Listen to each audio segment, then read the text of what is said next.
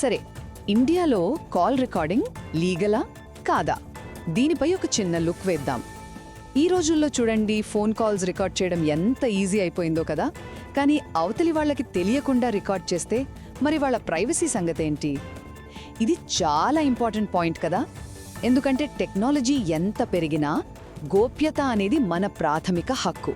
Okay, మరి ఈ విషయంలో మనం గుర్తుపెట్టుకోవాల్సిన కొన్ని ముఖ్యమైన విషయాలేంటో చూద్దాం. ముఖ్యంగా 3 పాయింట్స్ ఉన్నాయి. మొదటిది, మన దేశంలో కాల్ రికార్డింగ్ను కంట్రోల్ చేయడానికి ప్రత్యేకంగా ఓ చట్టమైతే లేదు. కానీ ఎవరి పర్మిషన్ లేకుండా మీరు రికార్డ్ చేస్తే అది సుప్రీంకోర్టు చెప్పినట్టు మన రైట్ టు ప్రైవసీ అంటే గోప్యతా హక్కుకు భంగం కలిగించినట్టే లెక్క. ఇక రెండవది, కోర్టులు కూడా చాలా క్లియర్గా చెప్పాయి, ఎవరి సంభాషణనైనా సరే వాళ్లకు తెలియకుండా సీక్రెట్గా రికార్డ్ చేయడం అనేది అది నైతికంగానే కాదు, చట్టపరంగా కూడా తప్పే. ఎందుకంటే ఇది వాళ్ల ప్రైవసీని డైరెక్ట్గా దెబ్బతీస్తుంది.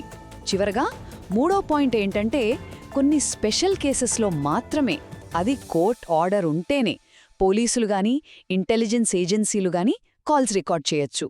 అంతేకాని ఇది మనలాంటి సాధారణ జనాలకు అస్సలు వర్తించదు. అందుకని సింపుల్గా గుర్తుపెట్టుకోండి, ఎవరి కాల్ అయినా రికార్డ్ చెయ్యాలి అనుకుంటే ముందు వాళ్ల పర్మిషన్ తీసుకోవడమే కరెక్ట్. అదే సేఫ్ కూడా.